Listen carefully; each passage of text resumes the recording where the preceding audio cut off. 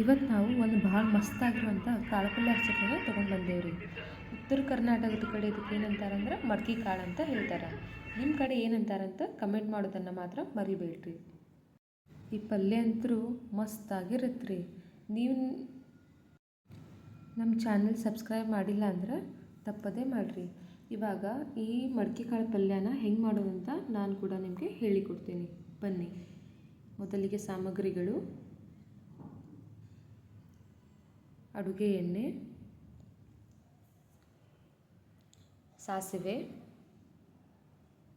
ಜೀರಿಗೆ, ಉಪ್ಪು, ಅರಿಶಿಣ, ಕರಿಬೇವು, ಕೊತ್ತಂಬರಿ,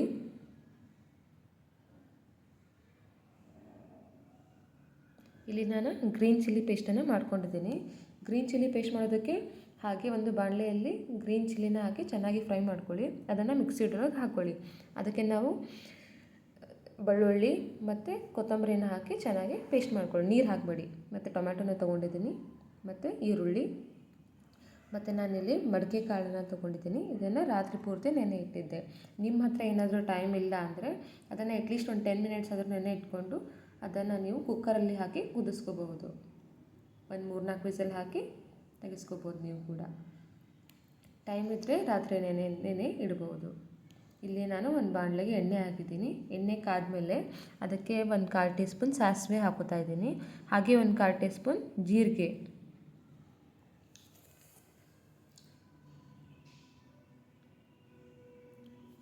ಕರಿಬೇವು ಕೂಡ ಅದಕ್ಕೆ ಸೇರಿಸ್ಕೊತಾ ಇದ್ದೀನಿ.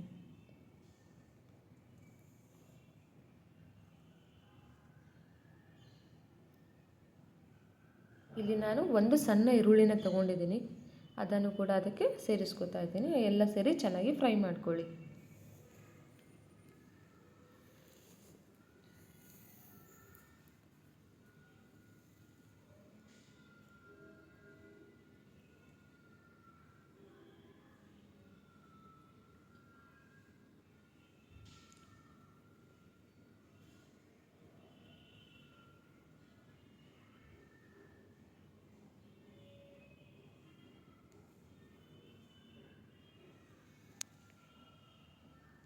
ಅದು ಸ್ವಲ್ಪ ಗೋಲ್ಡನ್ ಬ್ರೌನ್ ಕಲರ್ ಆಗಲಿ, ಅಲ್ಲಿವರೆಗೂ ಕೂಡ ಚೆನ್ನಾಗಿ ಫ್ರೈ ಮಾಡ್ಕೊಳ್ಳಿ.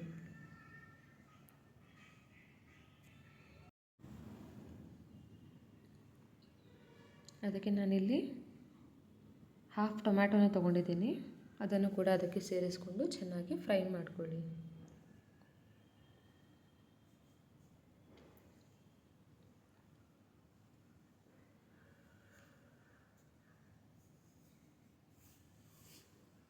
ಇಲ್ಲಿ ನಾನು ರುಚಿಗೆ ತಕ್ಕಷ್ಟು ಉಪ್ಪನ್ನು ಕೂಡ ಸೇರಿಸ್ಕೊಳ್ತಾ ಇದ್ದೀನಿ. ನೀವು ಕೂಡ ನಿಮ್ಮ ರುಚಿಗೆ ಅನುಗುಣವಾಗಿ ಸೇರಿಸ್ಕೊಳ್ಳಿ. ಉಪ್ಪು ಹಾಕೋದ್ರಿಂದ ಟೊಮ್ಯಾಟೊ ಕೂಡ ಬೇಗ ಸಾಫ್ಟ್ ಆಗುತ್ತೆ.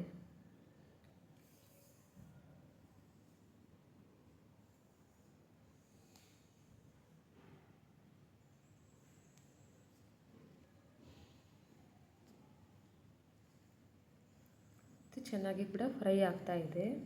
ಇವಾಗ ನಾವು ಗ್ರೀನ್ ಚಿಲ್ಲಿ ಪೇಸ್ಟನ್ನು ಹಾಕೋತಾ ಇದ್ದೀನಿ.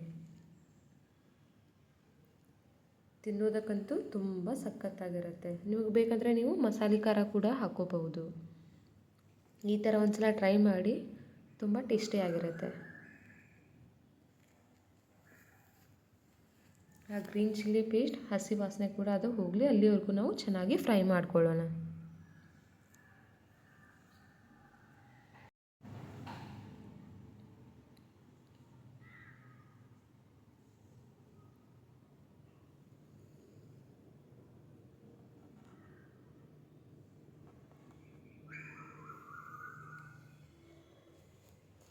ನಾವು ಎಷ್ಟೇ ಏನೇ ಚೆನ್ನಾಗಿ ಮಾಡಿದರೂ ಹಸಿ ವಾಸನೆ ಹೋಗೋ ತನಕ ಹುರಿಲಿಲ್ಲ ಅಂದರೆ ಅದು ಅಷ್ಟು ಚೆನ್ನಾಗಿ ಬರೋದಿಲ್ಲ ಟೇಸ್ಟ್. ಇವಾಗ ನಾನು ಒಂದು 1/4 ಟೀ ಸ್ಪೂನ್ ಅರಿಶಿನ ಪುಡಿಯನ್ನು ಹಾಕ್ತಾ ಇದ್ದೀನಿ.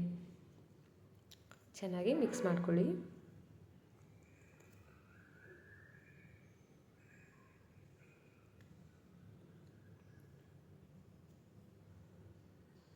ಇಲ್ಲಿ ನಾನು ಮಡಕೆ ಕಾಳನ್ನು ಹಾಕೋತಾ ಇದ್ದೀನಿ. ಇದನ್ನು ರಾತ್ರಿ ಇಡೀ ನೆನೆ ಇಟ್ಟಿದ್ದೆ. ಇಲ್ಲಿ ನಾವು ಕೆಲವೊಮ್ಮೆ ಮಡಕೆ ಮೊಳಕೆ ಕಾಳನ್ನು ಕೂಡ ಮಾಡ್ಕೋಬಹುದು, ಆದರೆ ನಾನಿಲ್ಲಿ ಬರೀ ಮಡಕೆ ಕಾಳನ್ನು ಮಾಡ್ತಾಯಿದ್ದೀನಿ. ಅದು ಕೂಡ ಚೆನ್ನಾಗಿರುತ್ತೆ. ನಿಮಗೆ ಆ ರೆಸಿಪಿನೂ ಬೇಕಂದರೆ ಕಮೆಂಟ್ ಮಾಡಿ.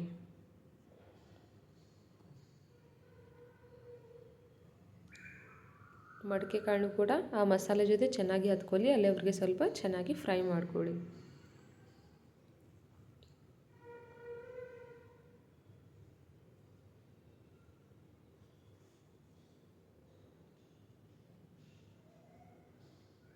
ಇಲ್ಲಿ ನಾನು ಸ್ವಲ್ಪ ನೀರು ಹಾಕೋತಾ ಇದ್ದೀನಿ, ಯಾಕಂದರೆ ಅದು ಮಡಕೆ ಕಾಳು ಚೆನ್ನಾಗಿ ಬೇಯಬೇಕಲ್ಲವಾ. ನಾವು ಅದನ್ನು ಕುಕ್ಕರಲ್ಲಿ ಹಾಕಿ ಕುದಿಸಿಲ್ಲ. ಸೊ ಅದಕ್ಕೆ ಸ್ವಲ್ಪ ನೀರು ಹಾಕಿ ಚೆನ್ನಾಗಿ ಒಂದು 10ರಿಂದ 15 ನಿಮಿಷ ಅದನ್ನು ಕುದಿಸ್ಕೊಳ್ಳಿ. ತಿನ್ನೋದಕ್ಕೂ ಚೆನ್ನಾಗಿರುತ್ತೆ, ಆ ಮಸಾಲೆ ಕೂಡ ಮಡಕೆ ಕಾಳಿಗೆ ಹತ್ಕೊಂಡಿರುತ್ತೆ.